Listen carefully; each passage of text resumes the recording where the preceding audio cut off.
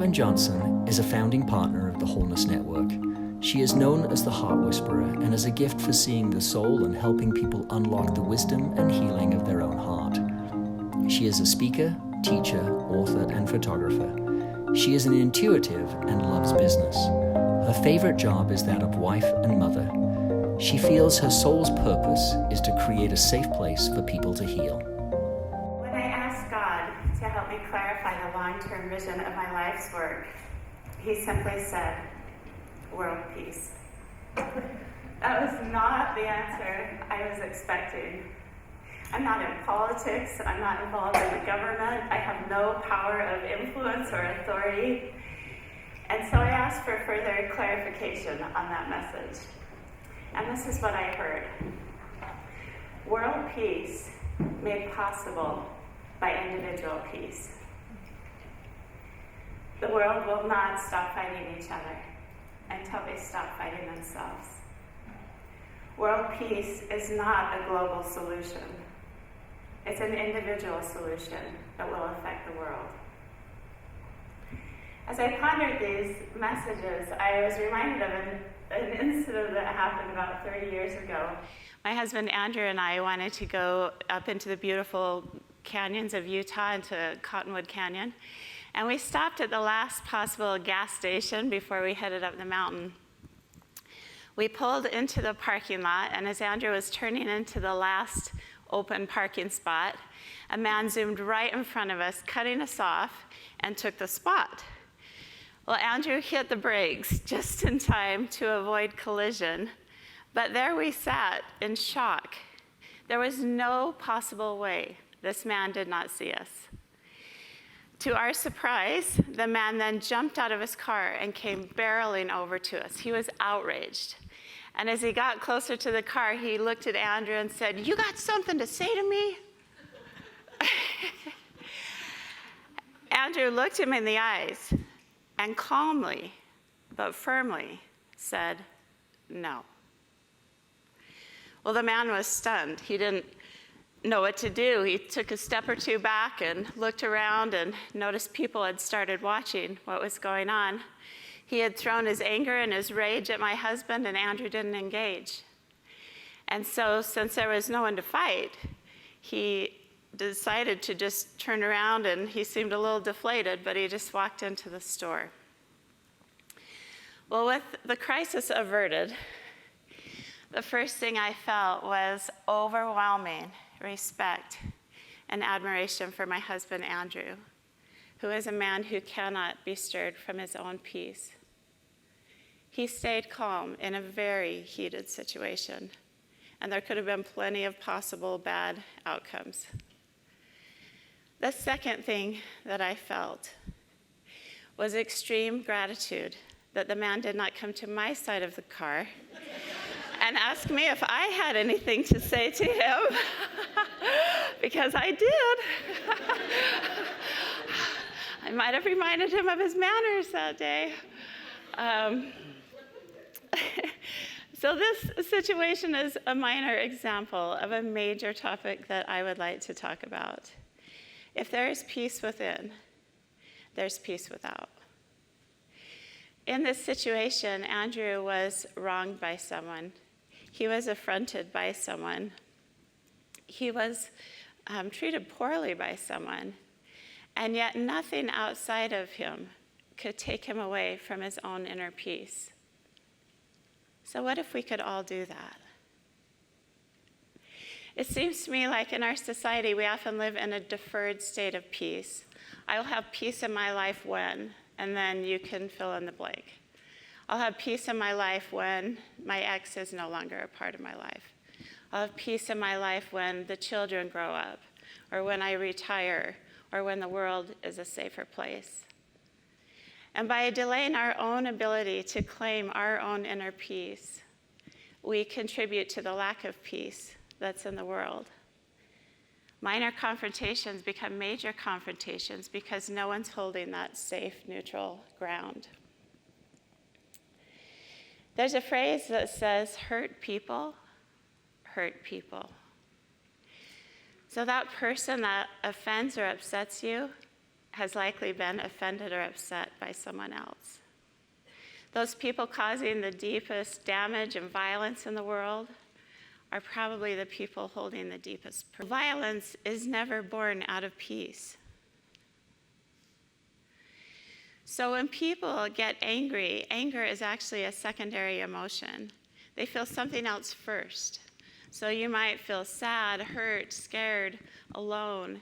And those feelings are so vulnerable that we mask it with anger instead.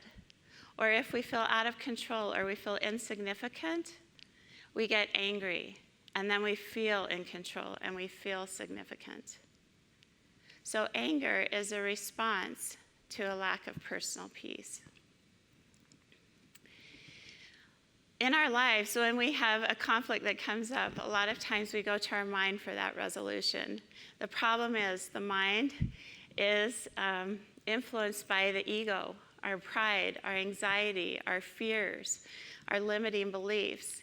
And so when there's a situation heated with a lot of emotion, that's a lot to sort through the mind to get a clear answer. So what if there was another way? What if it were possible to resolve conflict and to find a way to take care of and manage our own pain?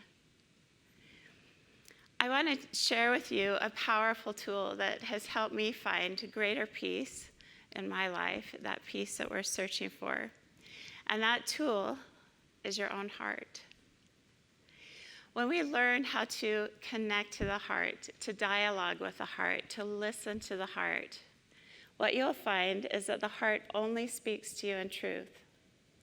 The heart can only see through the eyes of compassion. And the heart always wants the best possible outcome for everyone involved.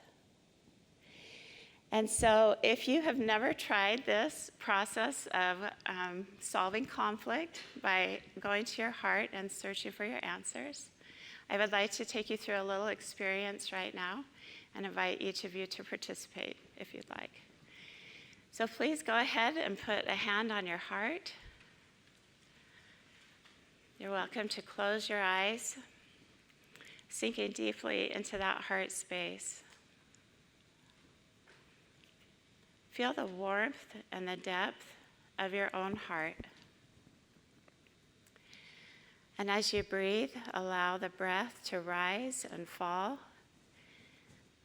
through the heart.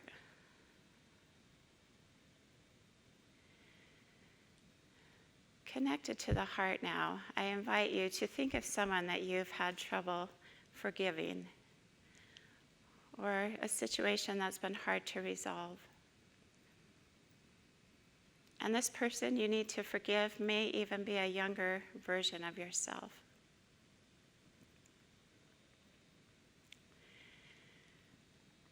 As you connect to that person, look into their eyes. What emotion do you see?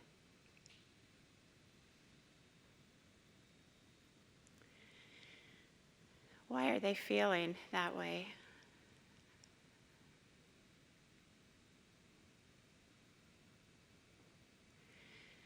If you see anger in their eyes, what is the emotion behind the anger?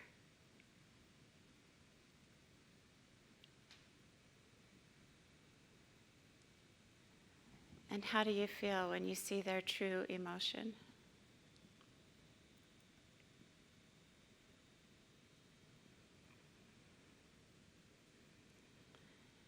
As you look at them now, through the eyes of compassion, is there something you would like to say to them?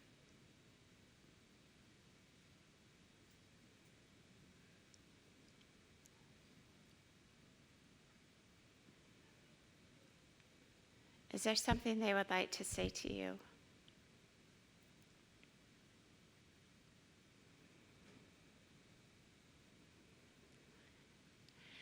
Ask your heart if you're willing and ready to forgive them today.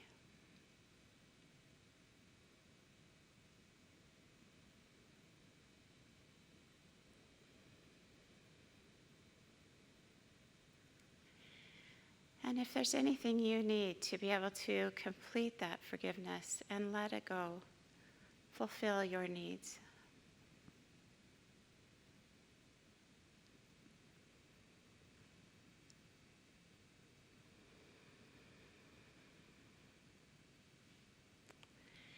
Is there anything you need from them in order to truly be okay?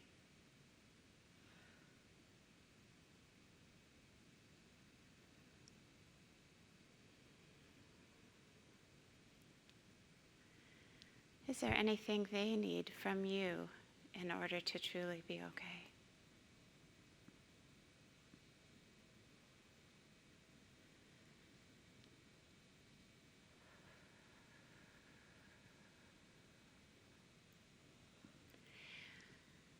And as your experience becomes complete, as you think of that situation with that person again, can you find your peace now?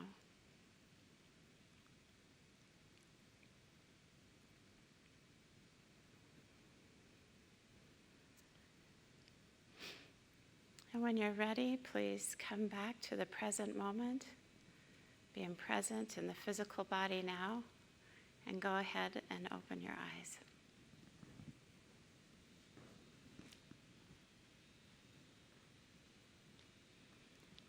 And you may need to wake up if you're all tired. But imagine the ripple of light that would sweep across the world if everybody could let go of one grievance today and instead replace that spot in your heart with peace. The heart is such a powerful tool for transformation. Your heart is like Google for your soul. You have the ability to connect to the heart, to ask it any question about your life, and it knows the answer. So we all can connect to our heart, ask questions, hear truth, and find peace. So how would our individual efforts make any difference out in the world? Well, in psychology, there's 3 levels of change that take place. In a first order change, the individual changes, or there's an internal change. In a second order change, a community changes, or there's a paradigm shift within a system. In a third order change, the individuals and the communities come together. Change is inspired by the individual, but it is adopted by the community or the system. And those changes ripple out and create transformation in the world. So Gandhi is a perfect example of this. Rather than call for a chaotic and violent end to oppression, Gandhi simply stood for peace. He said that his life was his message, and he inspired his followers to be the change that they wanted to see in the world. His philosophy that it was if he changed his thinking, if people could change the way they think and feel, then they could change the actions they would take. And by so doing, that would ripple out and affect the world. Don't you think it's time that we took our stand for peace? Standing for peace does not mean that we're willing to be a victim. Standing for peace does not mean, as we forgive others, that what they did was okay. Standing for peace simply means that you will claim your power to be at one with yourself, and no one and nothing outside of you can take that peace away from you. Now, you might be a mom out there with small children thinking, that lady talking about peace up there, she has never had a 2-year-old like mine. But I have. My husband can witness. And that's a whole nother discussion. Or maybe you're thinking, maybe you're married and you're thinking, she doesn't understand, our relationship is hard, we're so opposite, there's so much room for conflict. Well, I hear you. And I know it's frustrating when the shoulder you want to cry on is attached to the neck you want to wring, right?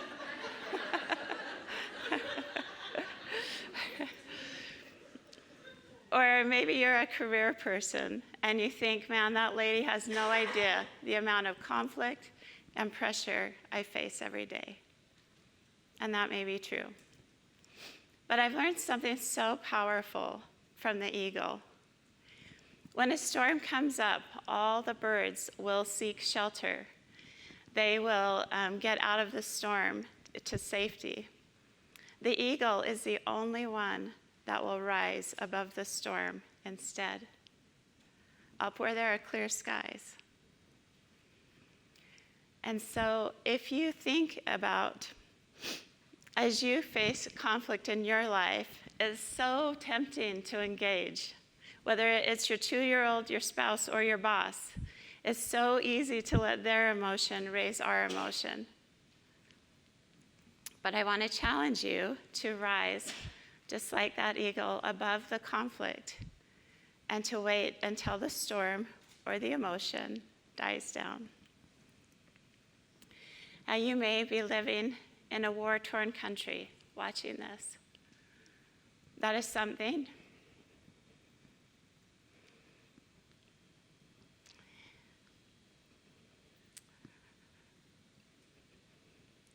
that I have never faced. But we pray for you. And may God bless you and keep you safe.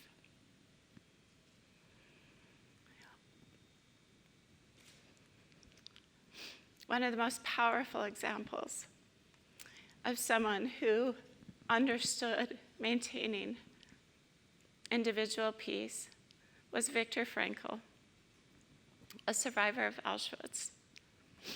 He said, everything can be taken from a man, but one thing, the last of human freedoms, to choose one's own attitude in any given circumstance. He's teaching us that peace is a choice. There is no amount of politicians, policies, preachers, or prisons that can create lasting world peace. That peace must come from within. Every 4 years in this country, we have an election day. We go to the polls and we cast our vote for what we want our future to be like. I want to suggest to you that every day of your life is an election day. Every day you are casting your vote either for or against world peace.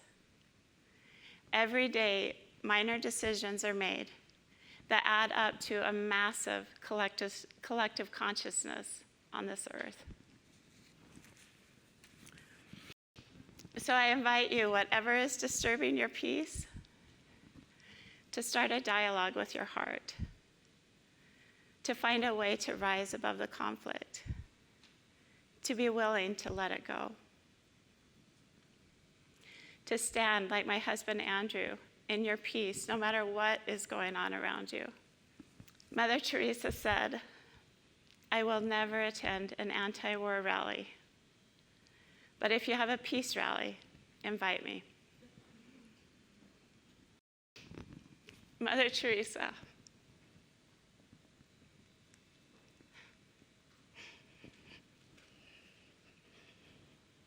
you're invited.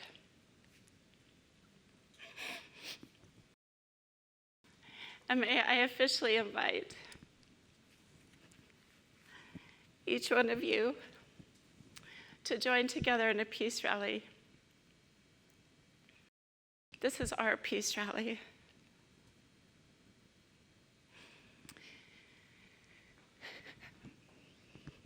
This rally does not require posters or signs. This peace rally doesn't begin or end on the Capitol steps.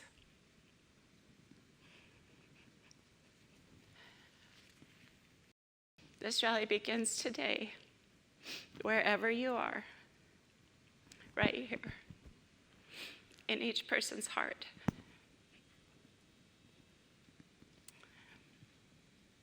I hope you understand me now and support me when I say, I am responsible for world peace. And so are you. Thank you.